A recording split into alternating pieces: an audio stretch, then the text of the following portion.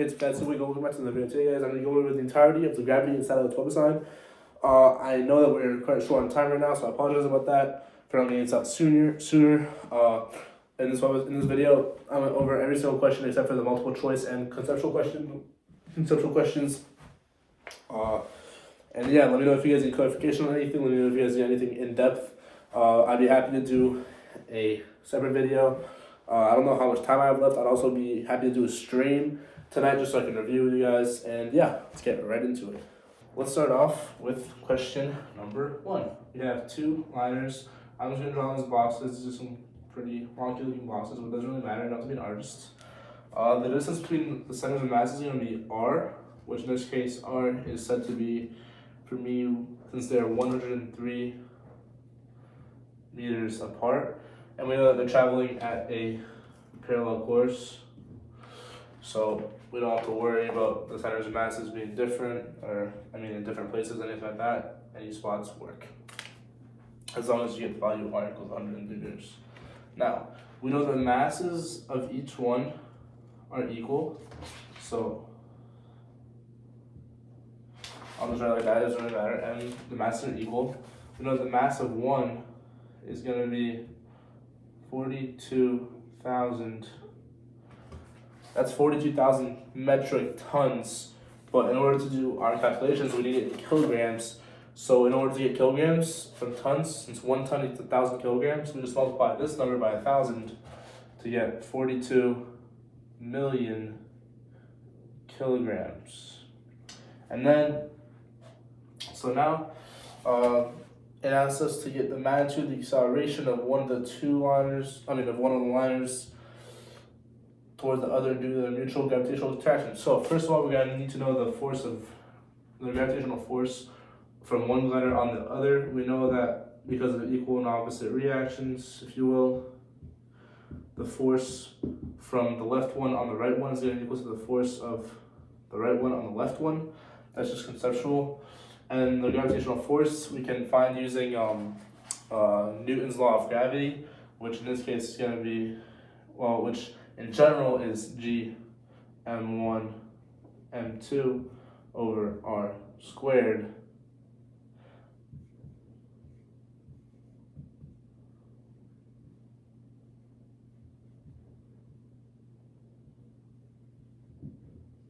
Newton's law of gravity. I'm just like this problem's giving me the foundation for a lot of other problems, guys, so I'm just going to go a little slower on this one before I ramp it up for the other ones. Just because this is something that's going to come up a lot, so it's really important that you guys understand where that's coming from. Now, after we find this, we know that the masses are the same, so we can get rid of these subscripts and just leave this as m squared. This is no longer Newton's law of gravity, just because this is an equation that now fits this problem particularly. And then we're trying to find the magnitude of the acceleration of one of the liners towards the other. And so the acceleration here, the only forces acting on the liners is going to be, the net force equals mass times acceleration. We know that the only force acting on the liners in this case is like the force of gravity between the two. So we can set the net force, which is ma, equals to g m squared over r squared.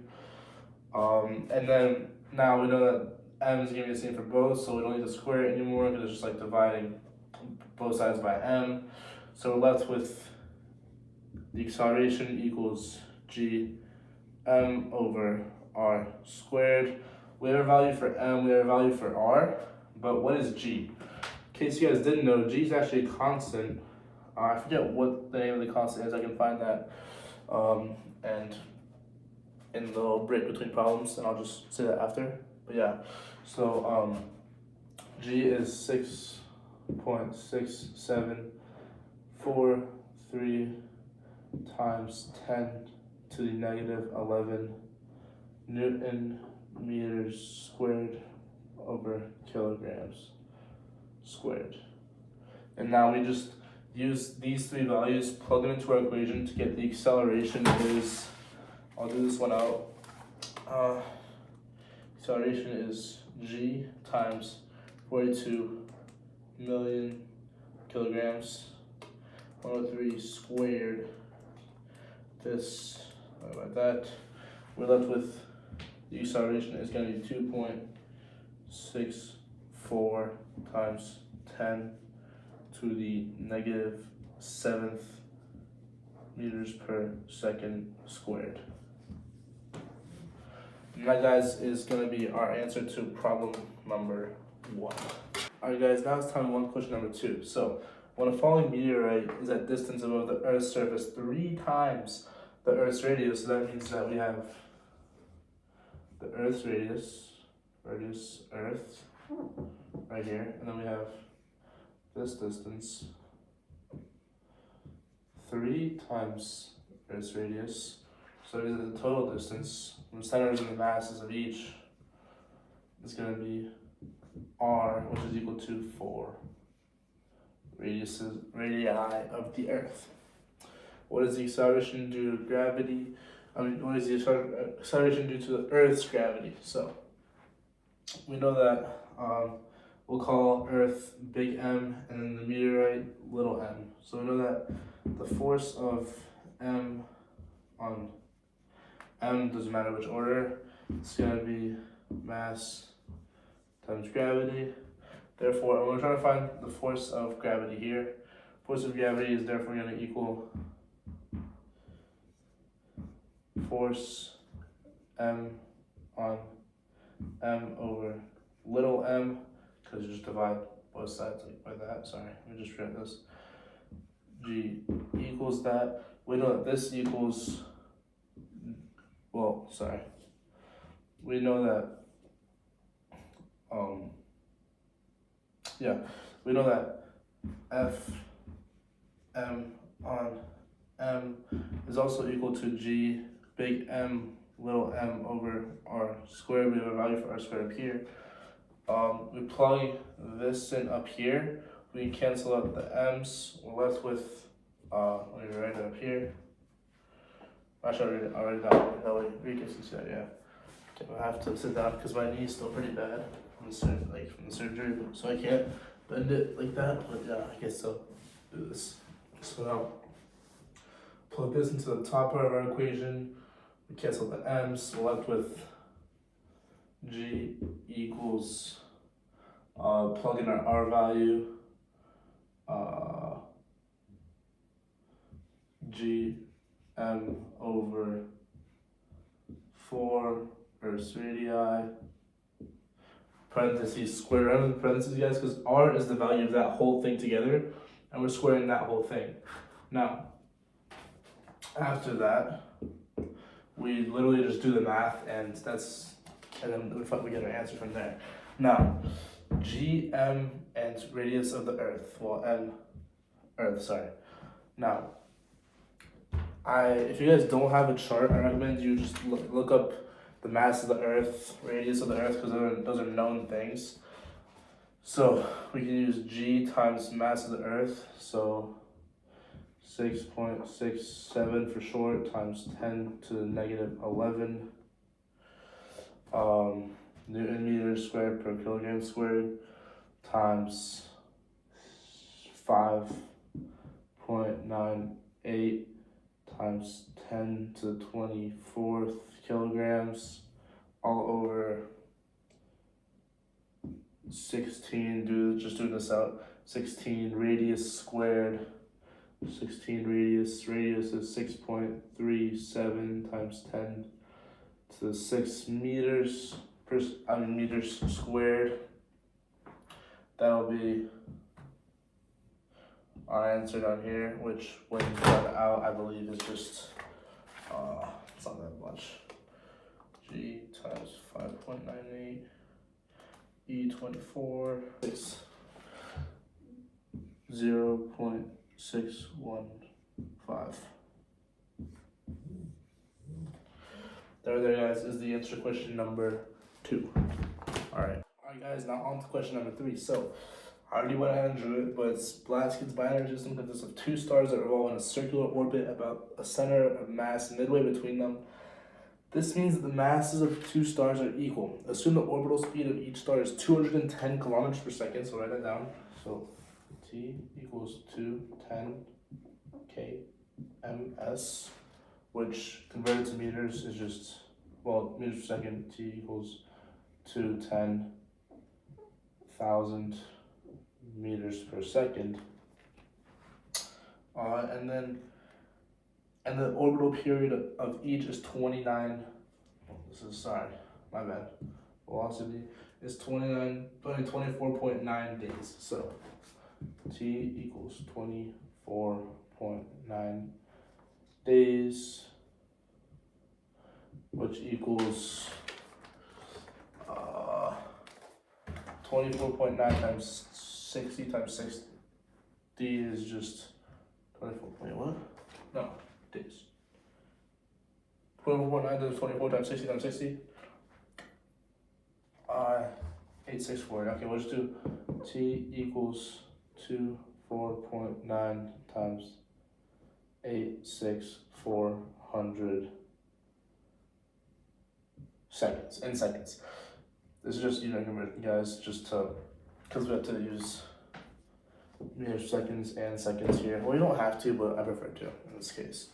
So now we have our period, we have our velocity. In order to find, so it's period. Yeah, okay, so it goes around one time in this much, going this speed. So in order to find the circumference equals velocity times time, multiply these two values together here. Let me just check what I got for that one. That one was 215,136. Oh, okay, so 215,136 seconds. Multiply these two together, and then we know that C equals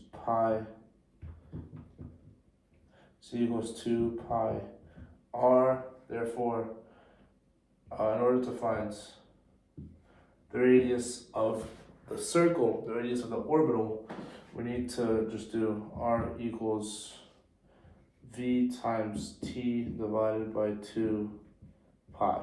That's just algebra. Plug in the values up here to get the radius. As for me was 7.19 times 10 to the 10 meters. 7.19 times 10 to 10 meters. Obviously, I did these problems beforehand. And yeah. So now, now the only force pulling on them is the force, which is mass times acceleration. I think it is centripetal. Yeah, it is centripetal. Centripetal acceleration. Which equals the force is still the same force, only force of gravity, because they're center of mass, but it's still a force of gravity between the two that are pulling each other closer together. So it's still going to be Newton's law of gravity, G, big M, well, these are both big M, I guess, squared, this cancels that, all over R squared. Now, here's the tricky part. We have two values of R. We have the R for the radius of the orbital, so we'll just put this as, I'll just mark this as big R instead, because otherwise we'll mix it up with R, and in this case, R is actually going to be 2 big R squared, because otherwise you'd be mixing up the distance between the center of mass and the center of gravity of mass M with the distance between the two centers of gravity, which is a completely different thing. So now here we cancel that out, so we have V8 centripetal acceleration. We know centripetal acceleration is velocity squared over R, which is just going to be big R, I believe, equals, okay, cool. Equals GM over 4R cubed, R squared. And from here, what do you do? What did I do? Oh wait, no, of course you flip it because okay, you have to find m. So we're trying to find m right here. Trying to solve for m. So multiply both sides. 4r squared. 4r squared. 4r squared over r divided both sides by g. Rg equals mass. So I assume you're left with that 4r over g. V squared, obviously, sorry. So mass is going to be 4rv squared over g, which in this case is going to equal velocity squared, this thing squared, times r, times, well, r is right here, times 4 over g. So velocity squared 21,000 squared times 7.190391146 times 10 to the 10 times 4 divided by g. We're left with m equals 1.9004 times 10 to the 32 kilograms. Now guys, I don't know what your Webassign looks like, but on mine it asked me to do it in solar units. What was it? Solar masses. So the conversion from kilograms to solar masses is quite simple. So 1 solar mass is going to equal to 1.989 times 10 to the 30th. This is just the conversion factor, guys. You can look this up. Times 10 to the 30th kilogram.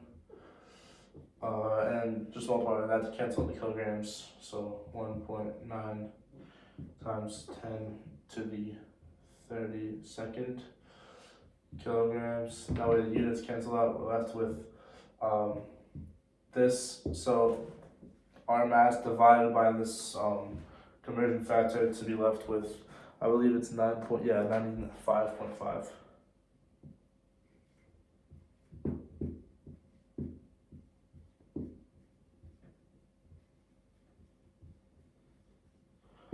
And that right there, guys, is our final answer. Alright guys, now we're on to problem number 4. So, number 4. By the way guys, this sheet is just a bunch, like all the problems from the Webassign. It's not like anything, I just needed to have it in hand. So, Io, a satellite of Jupiter, has an orbital period of 1.77 days. Alright, so we have Jupiter here. We have this T equals 1.77 days, which equals to, multiplied by 86400, equals to 152,928 seconds. 152,928. 152,928 seconds. So, and an orbital radius of turn the mass of Jupiter. Alright, so, and then we have R equals 4.22 times 10 to the 5th meters. Now, mass of Jupiter, I think it's quite simple actually. You just use, you have the We know G, we know. I think we can just, yeah, we can just do this. So we have T, we have R, so we can use our equation T squared, since it's a satellite. Use the equation T squared equals 4 pi squared over G M, where M is going to be mass of Jupiter times R cubed. Which is, yeah, that's satellite, Jupiter. I believe it's satellite. Let me just double check, guys, real quick on the textbook.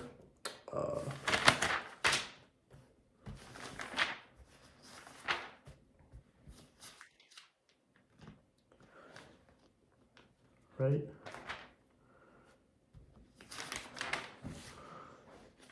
Yes, for satellites. Alright, cool, yeah, that's Kepler's, and that, guys, is Kepler's third law. Well, I think it's not just for satellites. I think. Yeah, okay, so the square of the period is proportional to the cube of the radius. Okay, so that's Kepler's third law right there. We have T, we have R. We can just do some algebra. So T squared over R cubed multiplied by G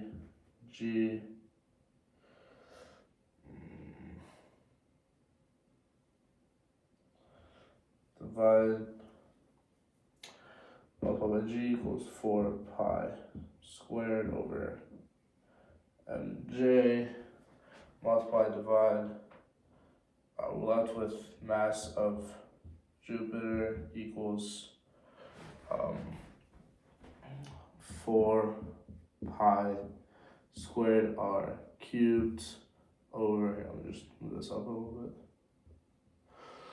pi R cubed over T squared G, which in this case, plug in our value for R, plug in our value for T in seconds.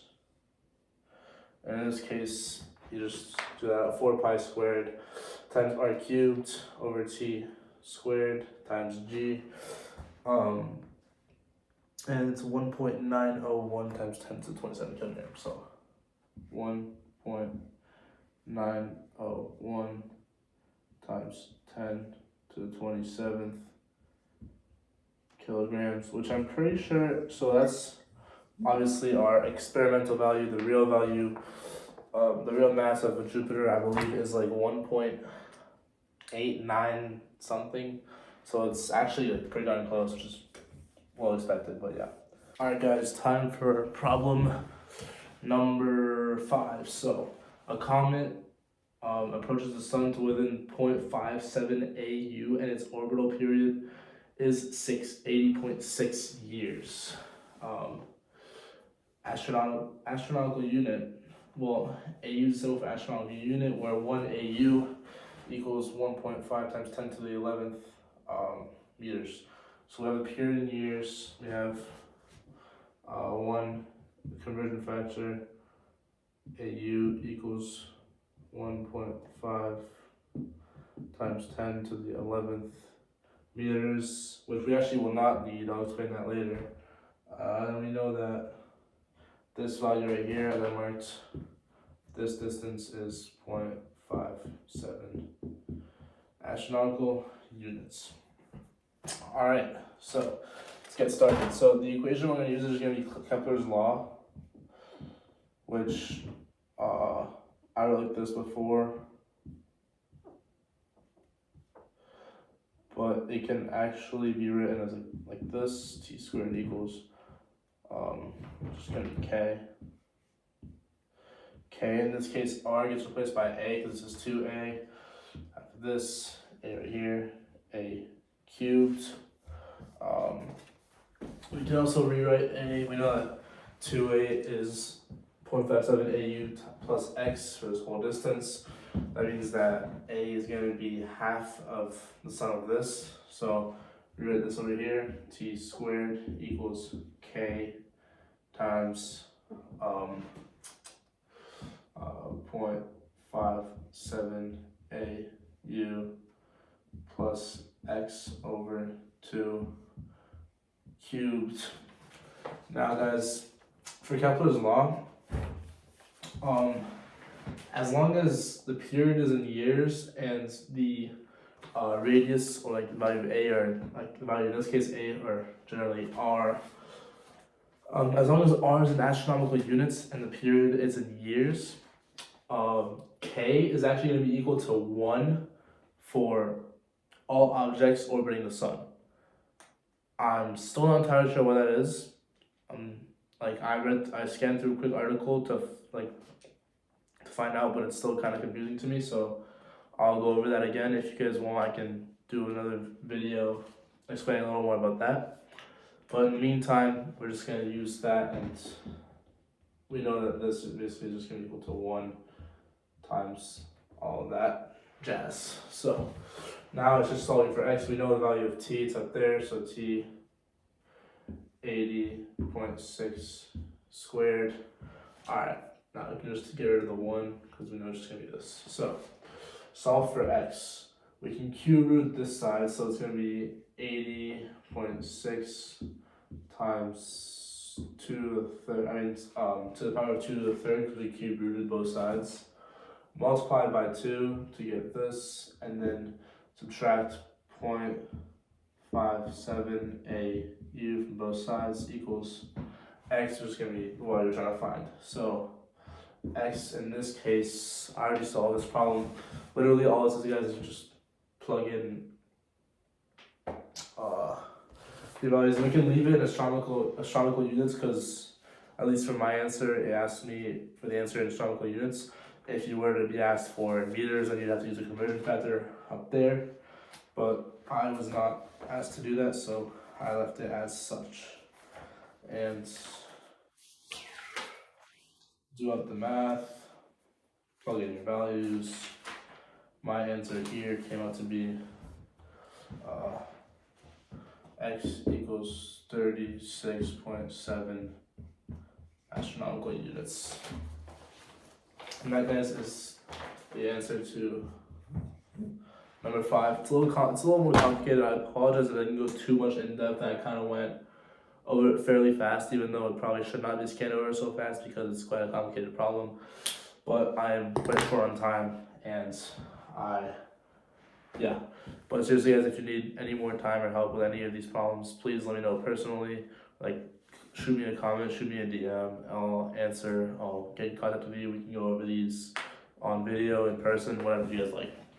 So yeah, that's that. Alright, you guys, now on to problem number 6. So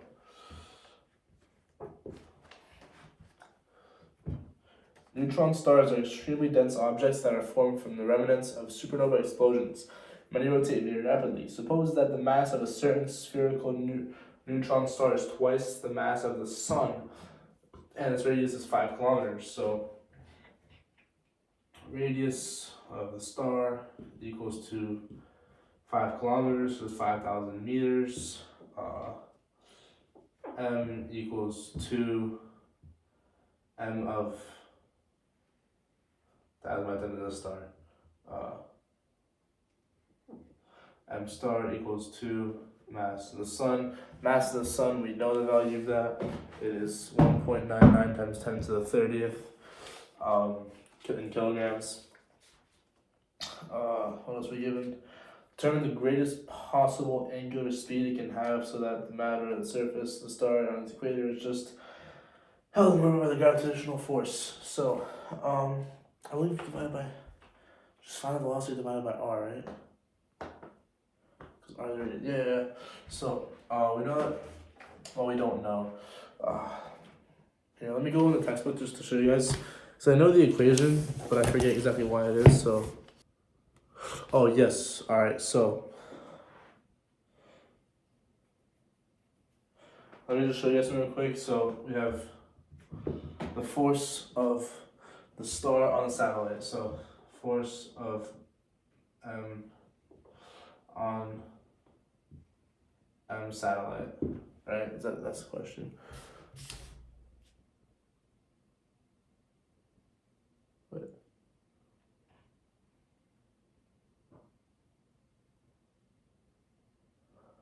So that matter at the surface. Okay, so matter at the surface. All right. So that means that our value of our value of r is just going to be r at surface, but it's also just r, right? Yeah, it's just going to be the radius of the star. So, we know that we have the equation Newton's law stuff, blah, blah, blah, equals also ma centripetal because it's going around, so it's in orbit, so it has this thing, but it's like on the surface. This is a weird one. I'm sorry if this doesn't make any sense. Just cancel these out. We know that AC equals velocity squared over r. Multiply both sides by r. We can cancel these out. Cancel square root out. And so we're left with velocity equals square root of gm over r. If you want me to derive that a little slower, please let me know. But that's kind of just baseline stuff for. This is kind of just a quick way to show you guys the equation for satellites in orbit for velocity. So we know that in this case, m is going to be m star. That was a great star. M star, and in this case, r is going to be 5,000 because it's just the radius of the star. So now you just plug in our values to get velocity of to get the fastest possible velocity at said speed, which is just going to be 2304938 meters per second. That is the maximum velocity you can have in order to stay at the surface of the Earth. But what is the maximum angular velocity in radians per second? In order to find out, we can just do velocity divided by radians. Radian is just going to be 1 radii divided by 5,000. This number gets shrunk down to 46. Well, with like reduced significant figures, it's 46100 radians per second. And that's going to be the max. Wait, is it max? The greatest possible angular speed. Yes, that's going to be greatest possible angular speed in radians per second. If this didn't make sense, guys, please let me know. I can explain it a little deeper next time. But basically, this is really all I need to know. Just like things orbiting. Yeah, just going to be g over r. Where r is that same constant again. Well, that's that. Alright guys, now on to problem number 7 of this Webassign. So, a synchronous satellite, which is always remains the same point, is put around orbit Jupiter so that scientists can study the surface feature. Jupiter rotates once every 9.84 hours. Use data blah blah to find the altitude of the satellite. So, we know that this is going to be Jupiter. The satellite orbits right here. The period is going to be 9.84 hours times 3,600 because 60 times 60 is 3,600, and hours second conversion is that. So hours second, that's just going to be 35424 equals 35424 seconds. A little satellite dude here. Pretty chilled satellite dude. Rad. Find the altitude of the satellite in kilometers. Remember that. So, basically what we're trying to find is thanks to our table, we have the radius of Jupiter and we have the mass of Jupiter. So mass, so we know using all of this, we can have, let me explain this better. We have this, the radius of Jupiter, we have mass of Jupiter, we have the period. We're trying to find this height right here. What is this? H equals question mark. Now, we know that from. I'm so tired. I'm so sorry. That's the altitude. I'm trying to find altitude. This question. How do I explain it? Yeah, we just want to set our mass to the orbiting is just gonna be r. I don't really know how to explain it deeper. Now we know that h is gonna be h equals little r minus radius of Jupiter. Now, do we know r? No, we do not. But we know the radius of Jupiter, we know the mass of Jupiter, we know the period of the satellite because it's staying in the same spot. So the speed at which Jupiter rotates about the equator is going to be the same speed as that the satellite goes. You know what I'm saying? So yeah, so now we can plug into our equation. T squared equals 4 pi squared over g m r cubes. We're trying to find r cubed because we know this value, so find r cubed, let's find the height. Now plug in our thing for t, so I'll do this actually first. So t squared g m over 4 pi squared cube rooted is going to give us r, which in this case, using the mass of Jupiter as 1.9, I think, 1.9, whatever it is, 1.9 times 10 to the 27th, Jupiter times g times period squared. This is period, square it, don't forget the square. Guys, I'm telling you, it sounds dumb now, but these exponents are crazy hard to forget. I'm pretty sure for at least 10 of these problems, while doing them, I forgot the exponent the first try, and I have to do it again. I'm like, oh my god, wait, I need to think more. Exponent. Pay attention to what you write down and be sure to write everything down, guys. Because I promise you, it's gonna help you in the long run. Just practice it now. And yeah. So, plug in your values. T, G, and Jupiter, 1.9 times 10 to the 27th. All over 4 pi squared. I think that's it. Alright, let me just double check.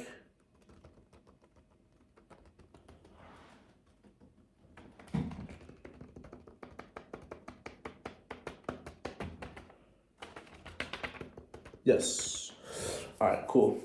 And then my answer in this case is going to be 1.5914692.8. 159146928. R equals 159146928 meters. RJ equals, I have that written down, 6.99 times 10 to the 7th, 6.99 times 10 to the 7th meters. So now we have to find h. We do this value, r minus 6.99 times 10 to the 7th meters. And in my case, h was equal to 8924699 equals 892469928 meters. But what did I say in the beginning? I want the altitude in kilometers. Don't forget the units. Guys, I'm telling you, if you submit a Webassign answer with the wrong units, here my answer will be off by a factor. Is it a factor? I don't know. By a factor of 1,000. You don't want that. You don't want that. Trust me. It hurts when you're like, oh, I could have gotten that right the first time, but I forgot the units. Just remember the units, guys, okay? So to convert this from meters to kilometers, we divide it by 1,000, which we can do by putting a handy dandy decimal point right here, and then using three significant figures, we're left with h equals 892,000 kilometers, which is, yes, the answer that I got to this question. Alright guys, so now on to question number 8. It has 3 parts. Let's start with part B. Just kidding, we're starting with part A. Who would have known? Anyways, so part A here. What is the potential energy of the satellite Earth system? So, we know that potential energy U, in this case, there's only going to be the gravitational potential energy because there's no other forces in this theoretically abundant universe where there's only the Earth and the satellite, because that's how problems work in math. Potential energy, so U sub G in this case. We know potential energy is going to be negative G mass of the Earth times mass of the satellite over R squared. R in this case is going to be 2.01 times 10 to the 6 plus the radius of the Earth, all squared. First equation, just whoopity bang boom boom. We know that our mass, I didn't read the problem. Satellite of the Earth has a mass of 101 kilograms and it has an altitude of 2.01 times 10 to the 6 meters. Assume that U equals 0 as R approaches infinity. What is the potential energy of the satellite Earth system? Potential energy, like I said, this is the equation. Wait, whoa, wait, hey, chill.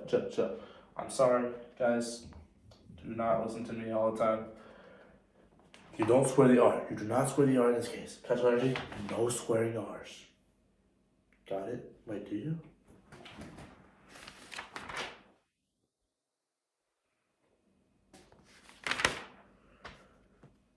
You do not square the R. You do not square the R. I was right. Do not square the R. Potential energy, telling your value 101. I'll just write this. I'll write this one out. This one's kind of nice. Equals negative 6.67 times 10 to the negative 11th times mass of the Earth, 5.98 times 10 to the 24th kilograms times 101 kilograms divided by 2.01 times 10 to the 6th plus 6.37 times 10 to the 6th, which is going to be negative, and then my answer was negative 4.81 times 10 to the 9th joules. 4.81 times 10 to the 9th joules. That is going to be your answer, guys. To part A. Just part A. Part B, pretend for part B, but it's on you, buddy. Yeah, so let me just erase this real quick, guys, and then we'll move on right away. So, part B. Alright. Part B asks, what is the magnitude of the gravitational force exerted by the Earth on the satellite? So, the magnitude of gravitational force exerted by the Earth, big M, on M. Well, it actually doesn't matter if you put little m on big M because they're equal and opposite. So they're equal to one another. So, yeah, I'll just be the same. Equals G times big M over little m. Big M is going to be big ME because it's mass of the Earth. Can't forget about that. All over R squared. R again. R equals 2.01 times 10 to the 6th plus radius of the Earth. I'm not going to do this one out again because I'm too lazy. Mass of the Earth equals 5.98 times 10 to the 24th kilograms. G. You know G. Guys, are going writing G somewhere or actually storing it in your calculator. yeah, if you guys don't know how to store something in calculator, let me just show you real quick. I'll show it again at the end of the video. But yeah, so what you want to do is you want to have your calculator. You're gonna, there's some math in there. Calculator, right? You're gonna write a number. So in this case, let's do 6.6743 times 10 to the, so 2 times 10 to the something, you put e something, negative 11. So we have our number put in there, right? That's gonna be g. Now if you want to put that into the g, I'm not gonna say it. Now if you want to put that into the slot for g, you press storage, like STO down here, with arrow, alpha, green button, and then press the tangent button, tangent, G, press enter, and there you go. Now, every time that you do alpha G, it'll print out the value of G. I'm taking that out of the video.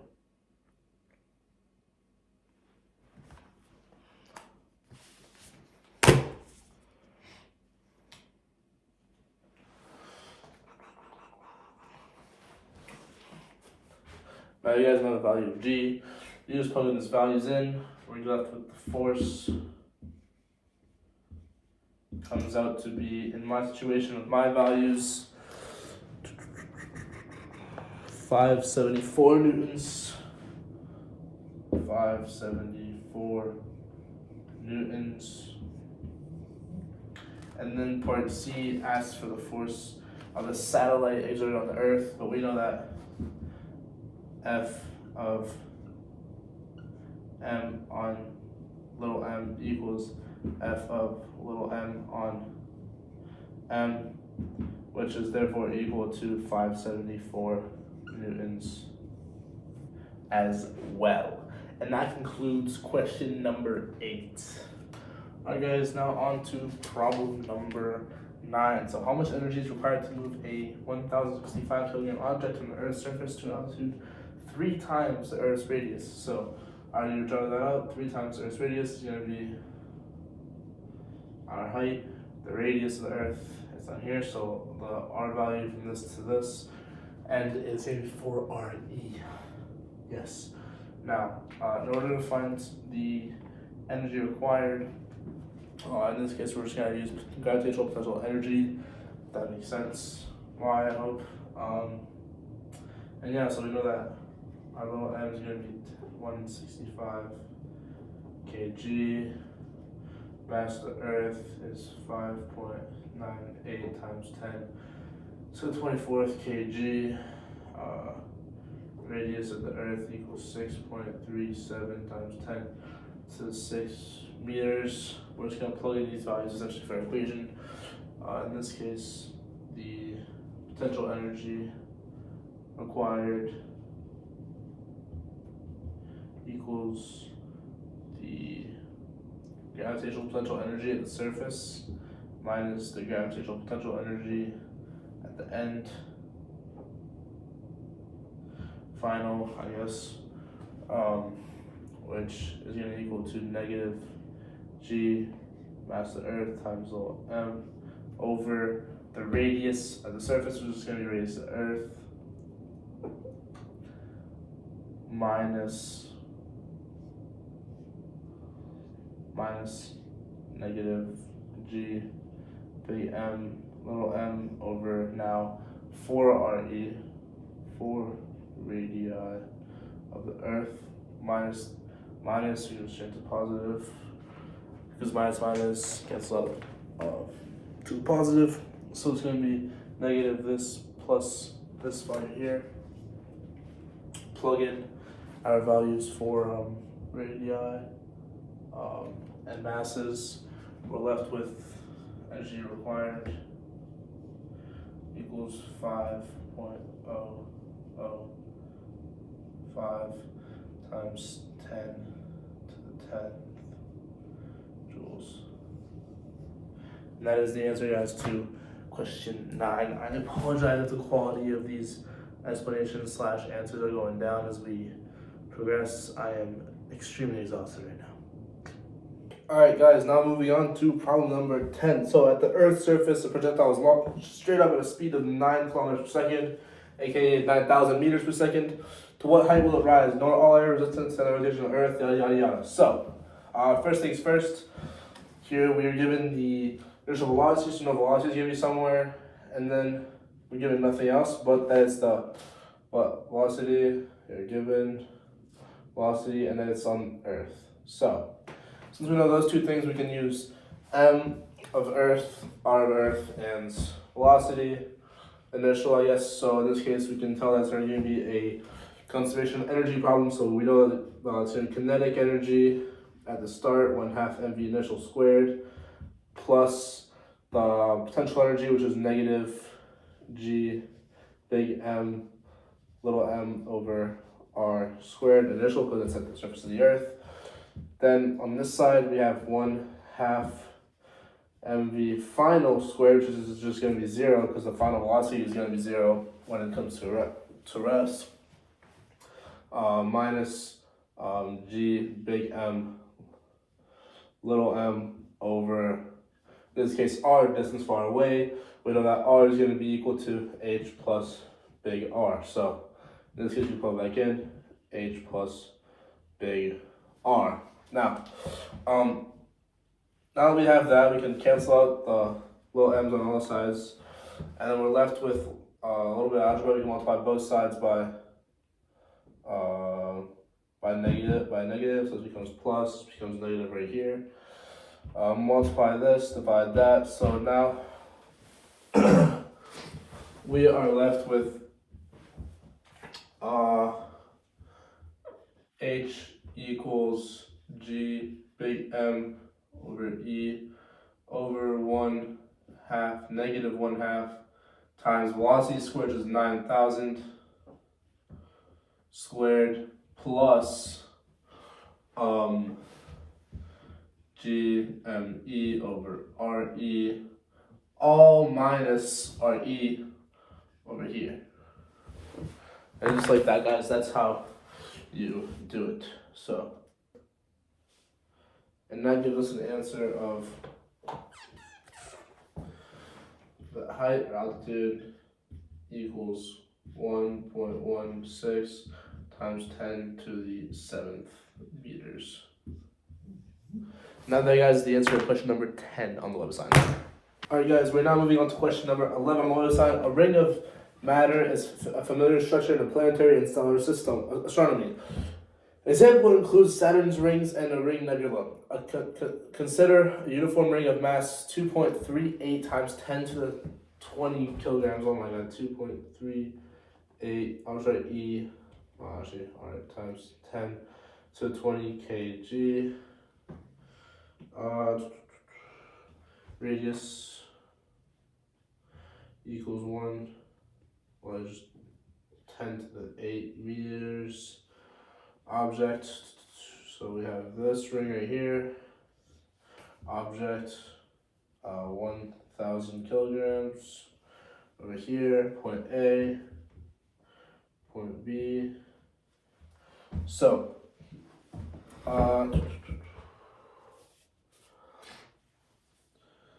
2 times 10 to the 8, so 2 times 10 to the 8 meters is the length of this whole thing right here. When the object is released, the attraction of the ring makes the object move along the x-axis towards the center of the ring, so the objects come over here like this, up to point B. So, number 1A, it says, calculate the gravitational potential energy of the object ring system when object is at A. So, gravitational potential energy is going to be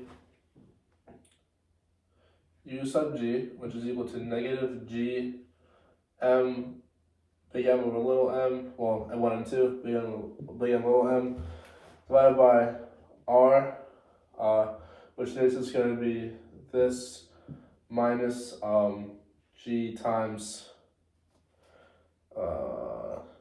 2.38 8 times 10 to the 28 to the 20 kilograms times 1,000 kilograms over. Now R, guys, R, it's tempting to say that it's, wait, is it the center of mass? Wait, am I tripping?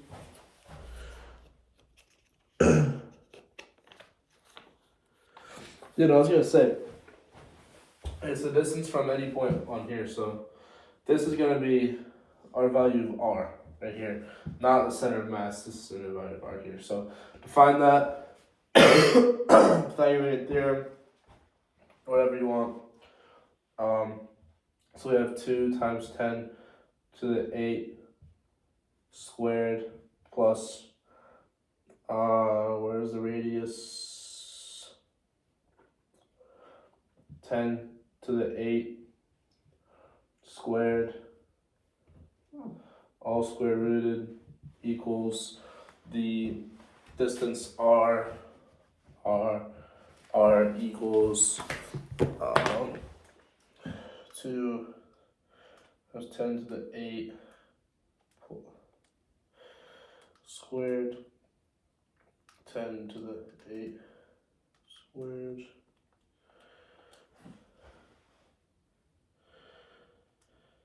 plus square rooted is about 7.7 meters. Now just plug that in up here for R, 2.2.60697 meters to get that U sub G equals, let's just do that out quick. G times 2.38 E 20 times 1,000 divided by this.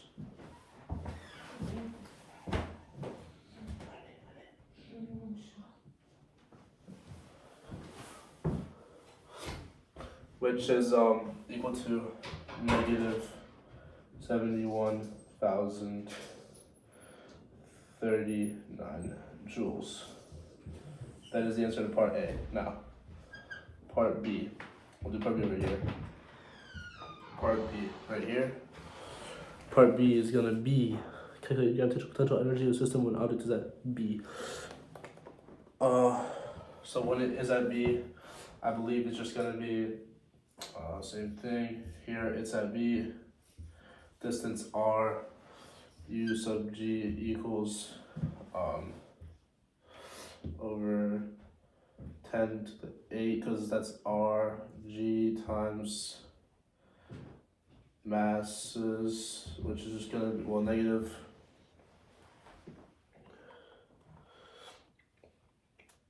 divided by 10 to the 8 is negative 15,848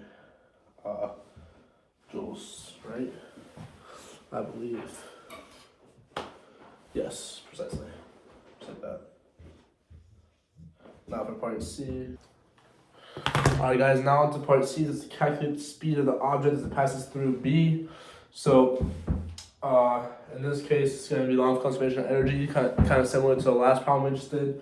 Start off with 1/2 mv squared, the initial. We know this is going to be 0 because it's at rest at the start, so initial velocity is 0.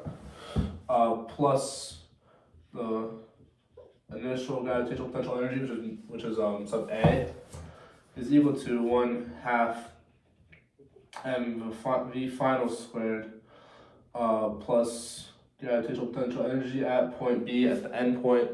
In this case, usually you know how we cancel out the m's because we don't need them. In this case, since we used our m's to calculate the values of the gravitational potential energies, if we just plug in our values, we can't cancel out the m's.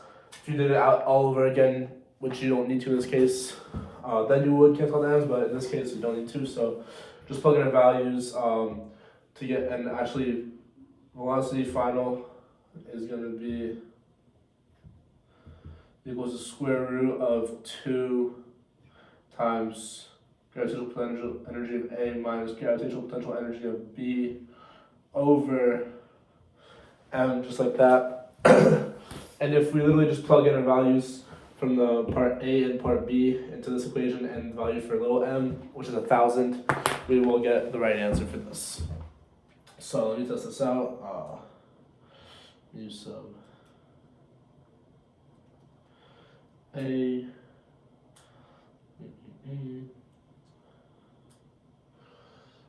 There's 2.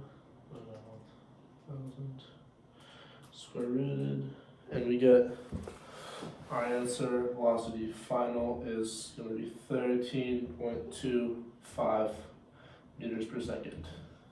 Voila. Quorum era dom whatever. Voila, shown. Alright guys, now on to problem number 12. So problem number 12, an astronaut, you observe a small planet to be spherical. After landing on the planet, you set off walking always straight ahead and find yourself returning to the spacecraft at the opposite side after completing a lap of 24.1 kilometers. So that's the circumference of the Earth, of the planet. It's going to be 24.1 kilometers, 24,100 meters, which equals 2 pi r. That's the equation for circumference. So therefore, the radius of this said planet is 24,100 divided by 2 pi. That makes sense. Now, we have the radius of the planet. Now, you hold the hammer or falcon feather at a height of 1.31 meters. Please, guys, take into consideration that a hammer or falcon feather are very, very light objects. Well, relatively light objects compared to a planet. At a height of 1.31 meters, which is also significantly less than the radius of the planet. And observe them falling to the surface 29.4 seconds. So you drop them from a height of 1.31 meters and the time is 29.4 seconds. Now guys, take into consideration the fact that these objects are super small and the distance is only like 8.001% of the radius of the Earth. Not radius of the Earth, guys. Radius of this said planet. Now, because the difference is so small from the surface, only 1.31 meters, we can just use the simple law of kinematics to solve for the acceleration due to gravity. In this case, so we have delta x equals v naught t, which is just going to be 0 because the initial velocity at the top before dropping it is going to be 0, plus 1/2 8 acceleration due to gravity times t squared, so that's a sub g t squared. I don't know if you guys can see that very well. Should have to. Yeah. A sub g t squared.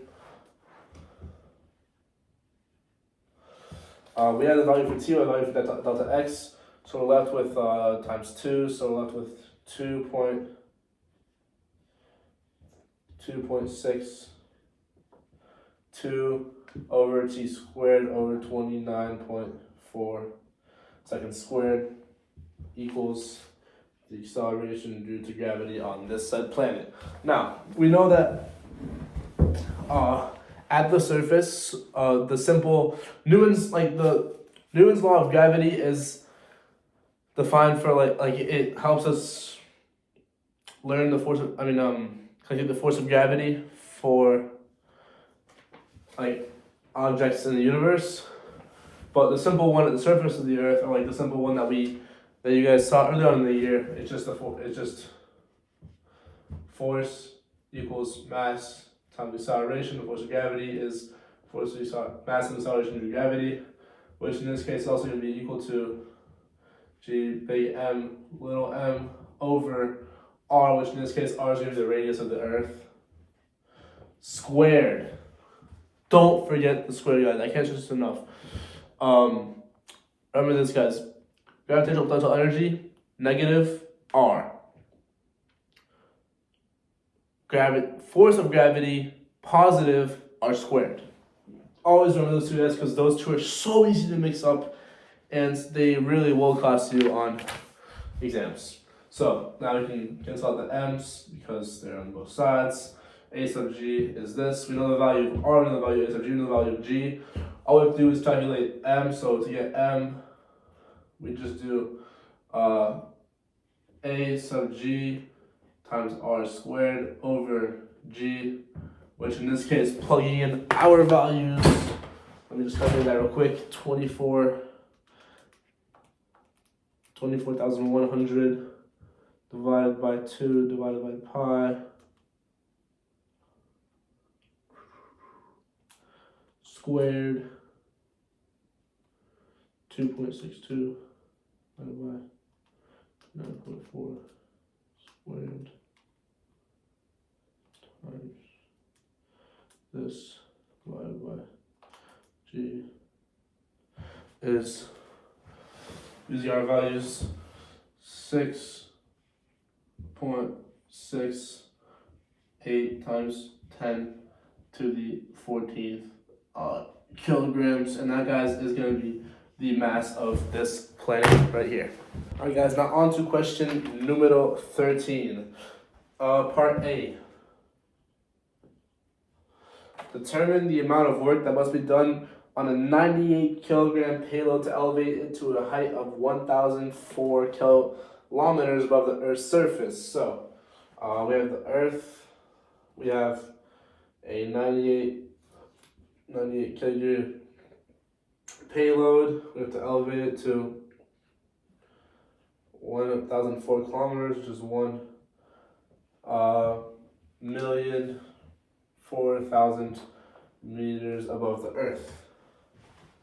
Now, we want to find work in megajoules, which I believe a megajoule is 1 million joules. So, for this one, I know it's going to be, it's going to be gravitational potential energy, final minus initial. Yeah.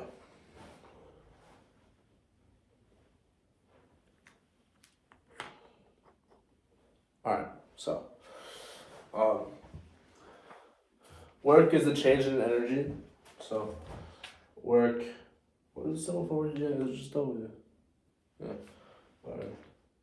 Work is a change in energy, which in this case is going to be U final minus U G initial.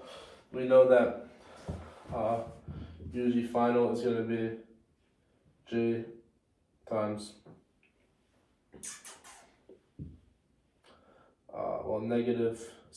G times mass of the Earth times mass of the object over R, which is going to be this plus this, so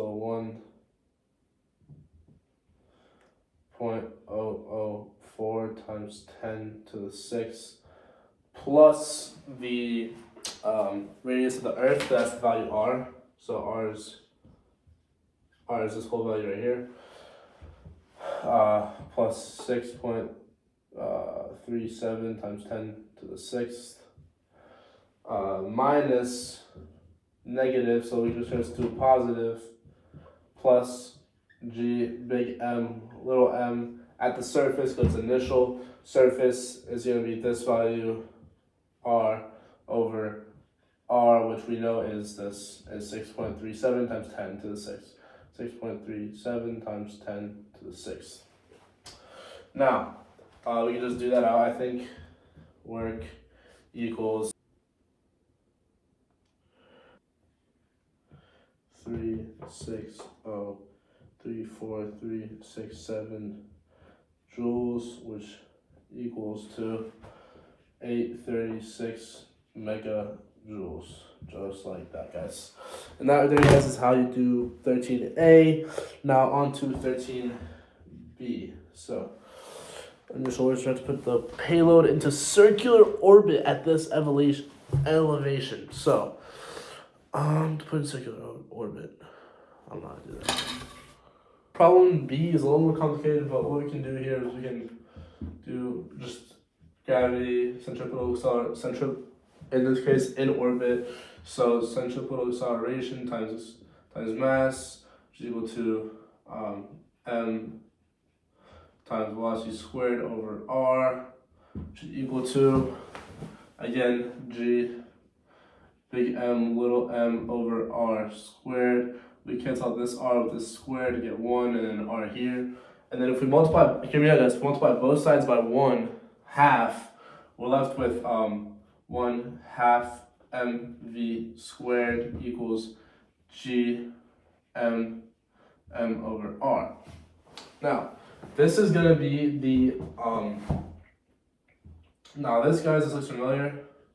This is kinetic energy final. So, I'm pretty sure if we solve this, that is going to be our answer. So if we just do this out, that's going to be our answer for this, I believe. We just double check that. R is going to be this R right here, down to here. Multiply both sides of 1/2, so that divided by 2. 1/2 times this. This is R still. Sorry about that. I forgot the 1/2. That's on me. I entirely apologize about that. And then we're left with kinetic energy final instance work equals change in kinetic energy, which is kinetic energy final minus kinetic energy initial. In this case, the initial kinetic energy is 0 because there's no kinetic energy equation here. So equals 2.65 times 10 to the 9 joules. If you just plug in, our values for here, because we don't need to solve this. This is going to be energy itself. So we just need to evaluate this side of the equation down to here in order to solve it. Alright guys, now on to problem number 14. Derive an expression for the work required to move an Earth satellite of mass m from circular orbit of radius 2 re to one of radius 3 re. Answer using blah blah blah blah blah blah blah. So work. Oh my god. Equals change in energy. In this case, it's a satellite. I believe that the mechanical energy of a satellite. So energy. What is this going to be? Energy final minus energy initial.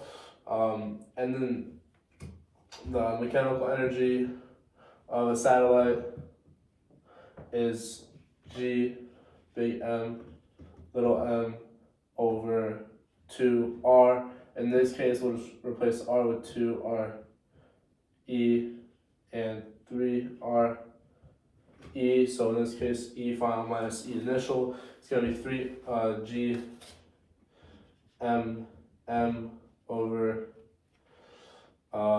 2 times 3r e minus g m or m e 2 times 2r e. Common denominator 12. Multiply this by 6, this by 4. 2, 12, 6. What? Yeah. Now we're left with,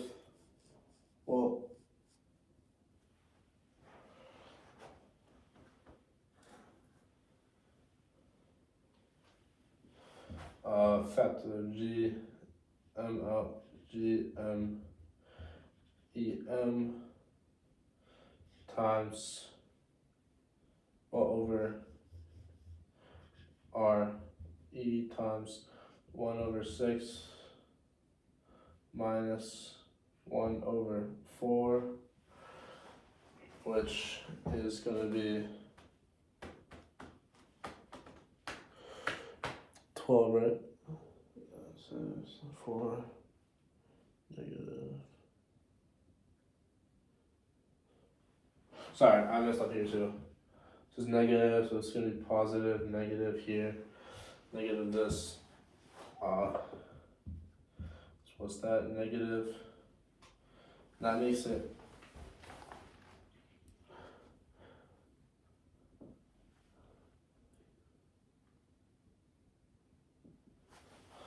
that makes this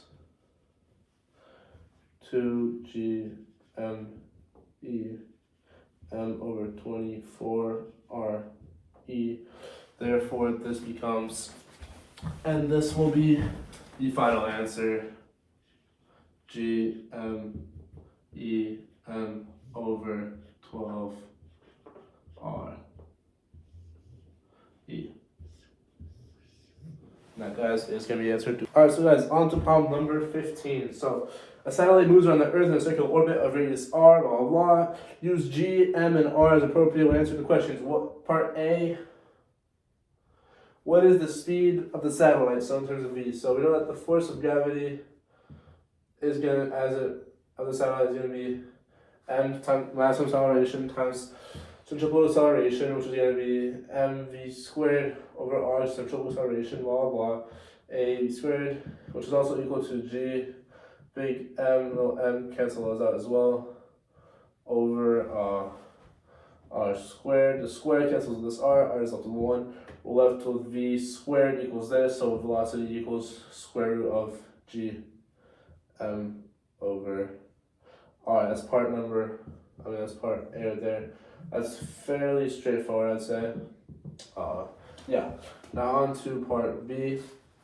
Suddenly an explosion breaks the satellite into two pieces with masses m and 4m. Immediately after the explosion, the smaller piece of mass m is stationary with respect to the Earth and falls directly toward the Earth. What is the speed of the larger piece immediately after the explosion? So this is going to be a explosion reaction. Okay, yes, explosion reaction. Mass times its momentum. So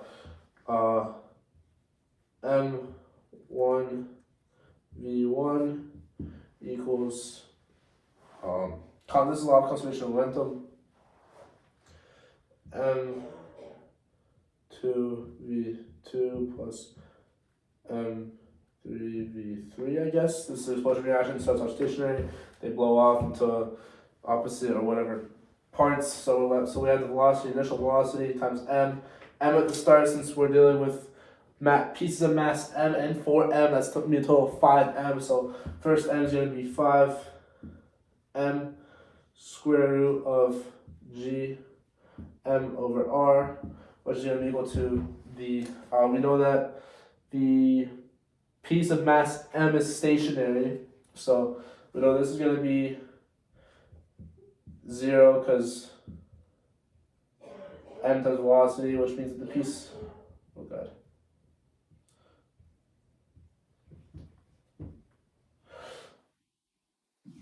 Wait. Yeah, sorry. We'll get back in a second, guys. So, but 4m v of that. This is 0 right here. We don't need to talk about that.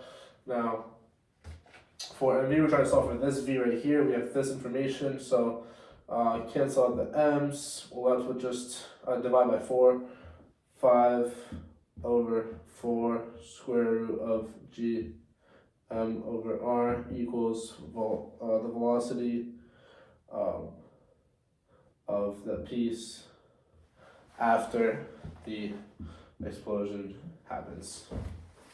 There guys, the answer to part B. Now part C is fairly simple, but for some reason the answer that I got, which I'll just put the answer up here, the answer of 16 R over 25. For some reason, I'm not sure why the Webassign is not accepting this as the right answer, and I'm not sure what the right answer could be other than this because I double checked my math quite a few times and it seems like everyone else is having the same problem as me. But yes, don't worry guys about that one. That one's actually not counted in the grade, so you don't even need to get it right because I'm sure the teacher realized that there's probably a problem with this problem. Anyways, guys, that is the answers to problem number 15. Alright guys, we're now going to go on to problem number 18. You may be asking yourself, why number 18? Why not number 16 right away? Well, that's because 16 and 17 are multiple choice questions, which I feel like you guys can get on your own. And if you do need help with it, feel free to reach out, but for the sake of time, for me, I'm just going to move on to problem number 18 and do those problems instead because I feel like those are more valuable in terms of doing math. So, taking potential energy to be 0 at infinite separation, so this is part A. 0 infinite separation, the potential energy of a 73 kilogram object at the surface of The Earth is potential energy. This is just gravitational potential energy at the surface of the Earth. It's going to be R E negative G mass of the Earth times mass of the object, which is 73, which is going to equal, shouldn't be anything bad. Use that on the surface.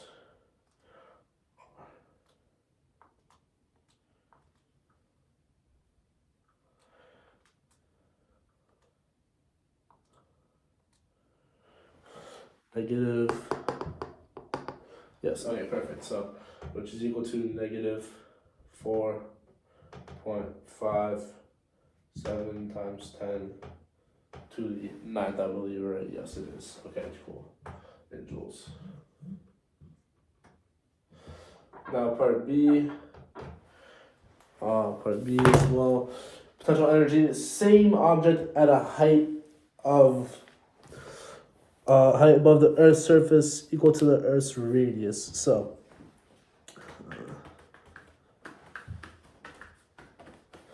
that means that this R value is going to be 2RE, so U sub G equals negative G M times M over 2R E, which is going to be half of this, which is going to be like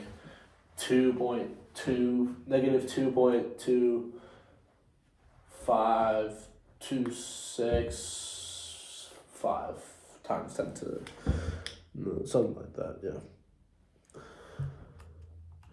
This divided by 2 is 2.28 times 10 to the 9. Yeah, I was close to that. Well, yeah, I rounded 2.29. Negative 2.29 times 10 to the 9th. That's just rounded though, don't worry about that. And then part C, escape speed. Escape speed is not super complicated. I know there's an equation to derive it. I forget what exactly it is though. Let me try to find it for you guys real quick, just in the textbook.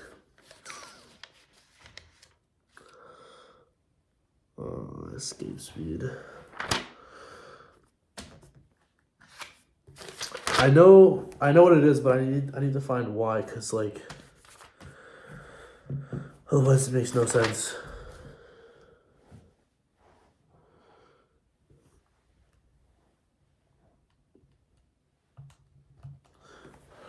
Alright, so escape speed, velocity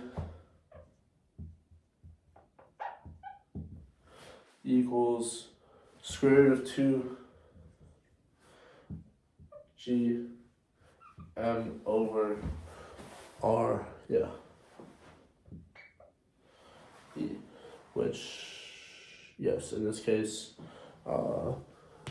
from this height, so this height is going to be 2RE, which is just going to be square root of G M over R, so velocity, the escape velocity equals G times M divided by R, which is 6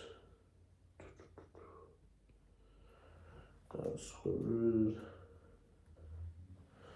yeah, 7.9 kilometers per second, which is 7.92 kilometers per second, plugging in the values that we have. All right. Now, guys, we can move on to problem number 19. Yeah.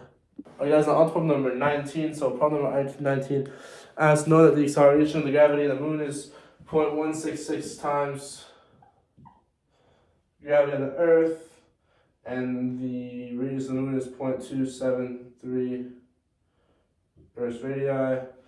Find the escape speed for a projectile leaving the moon, surface of the moon. So escape speed, in this case, I'm pretty sure we can just use, to derive the equation for the speed, we can use basic kinetic equation, v squared, the initial squared. So the speed final speed, 0, yeah. This will be 0 plus 2a, well in this case, ag delta x is this, delta x is this radius, a delta x. This will be negative because a is supposed to be negative, blah blah. Negative that way. Velocity escape equals square root of 2 times 1.166 g times 0.273 r e. Wow. That's just gonna be yeah, just plug in RE, multiply by 0.273, plug in G, multiply by 0.166 to get 2378.66 meters per second. 2378.66 meters per second. Now, alright, let's move on to problem numero 20. As the surface of the Earth is to have a final speed that is equal to its escape speed when it's very far from the Earth. Okay, so it's going to be log conservation of energy. So we know that the kinetic energy is 1/2 mv initial squared at the surface of the Earth minus g over r surface of the Earth, which is going to be equal. Now we want the final velocity essentially to be escape velocity. So 1/2 mv escape squared minus g m over r. We know that r here is going to be infinitely big. That's very, very far away from the Earth, which means infinitely far away from the Earth. So in this case, with r in the denominator being infinitely big, it's going to be close to 0, so 0 essentially. So we don't need to worry about that. This is out of the picture now. So well, for just this, we know that velocity, escape velocity on the Earth is going to be escape velocity equals square root of 2 mg over r, I believe. Yes, perfect. All right. Yeah. And then now we also have all these values, but then we can multiply everything by 2. So 1/2 gets canceled out. This becomes 2. Divide everything by m. So m gets canceled out. We're left with velocity initial squared, this side to here equals velocity escape squared plus 2 gm over r. That's supposed to be a 2 gm over r e, and then square root both sides. So you get this whole thing, square root that squared, 2 mg over re, 4 times 2 times square root of mg over re, which, I mean, let me just real quick.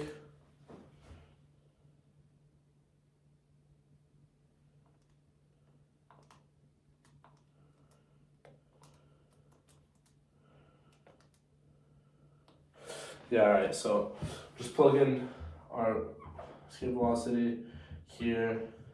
This is equal to escape velocity squared. This cancels out with this, so we know that we're left with then 4 gm e over r e, which is just equal to 2 square root of g m e r e. Plug in our values for that. We know that velocity fine. Initial would have to be 15,831 meters per second, or 15.8331 kilometers per second. I believe, yes, and that's the answer. Yes. In kilometers per second. Always remember units, guys. Always remember units.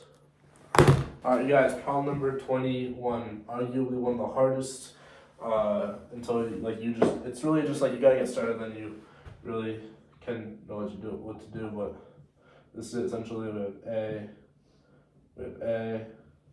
Our problem says 4 identical planets are arranged in squares shown in the figure below. If each mass of the planet has m, is m. This is A. They go in orbit like this. Move at the same speed. They all have mass m. So, length is a. This is a square. This means that this is going to be all 90-degree triangles. If we cut it in half, it's going to be 45, 90 triangle, which means that this right here is going to be a square root of 2 from this to the farthest ones. We know that they move in a circle, so it's going to be, the force is going to be centripetal acceleration, which is going to be the product of each force of each, the product of the forces of, it's going to be the product of, no, it's going to be the sum of the forces of each planet acting on one individual. So we'll start off with this as our focus point. So it's going to be the sum of this planet acting on this one acting on this one, and the force acting on this one. From that, with respect to the net force is going this way because this is pulling that way, it's pulling that way, it's going to be directly that way. This is pulling straight up, so that's going to be the direction of net force. So this means that M A sub C, which in this case M is going to be big M A sub C equals, well, that's also equal to M V squared over R, since we know we're trying to find the velocity here. R is going to be the distance. What is R? R is the distance between the center here. Since this whole line is a root 2, that means that R has to equal a root 2 over 2. So this will equal mv squared times a root 2 over 2. All right.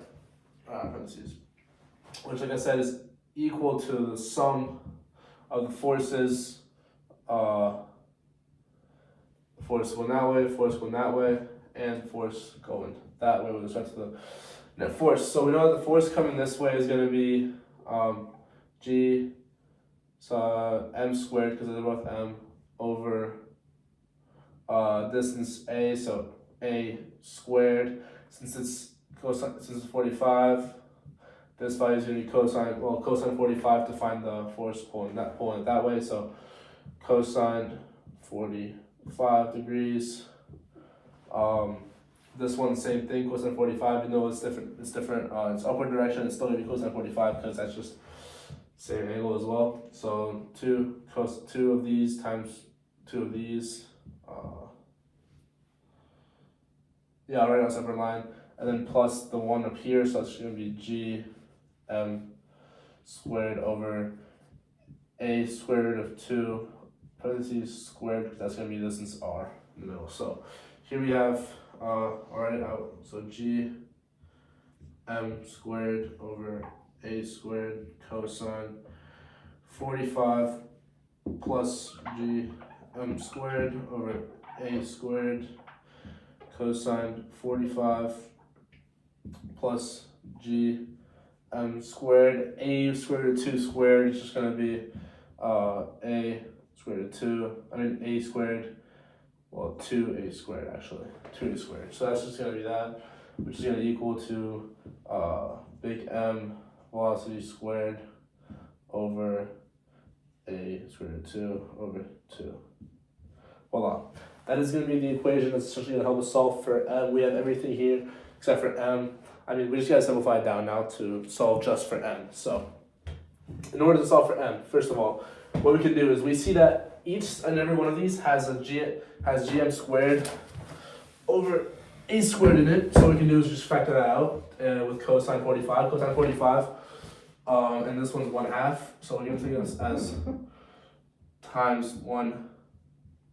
So we can factor it out in terms of cosine 45, 1/2 to get g m squared over a squared times square root of 2 over 2 plus square root of 2 over 2 plus 1/2, because cosine 45 is square root of 2 over 2. Remember, guys, use a circle.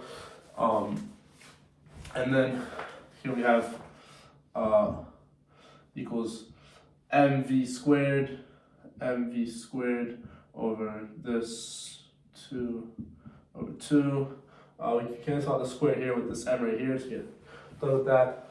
Now guys, the tough part is visualize this. We can carry this part over, multiply by this whole thing. If we multiply the yeah, alright, like this.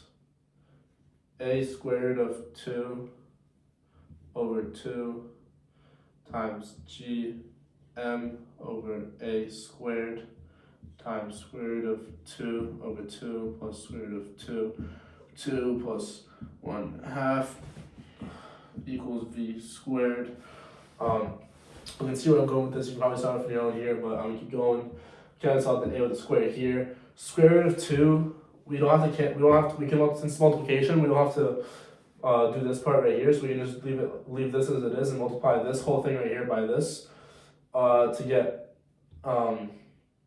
square root of 2 over 2 times square root of 2 over 2. It's going to be 2 over 4. 2 over 4 1/2 plus 1/2 again plus square root of 2 over 4. So this is going to leave us with g m over a equals 1/2 plus 1/2 is 1 plus square root of 2 over 4, square root of 2 over 4 is equal to v squared. So if we want to get v by itself, square root both sides to get this answer right here. Alright, there guys is the answer to question number 21. Square root all this. Voila. That's that.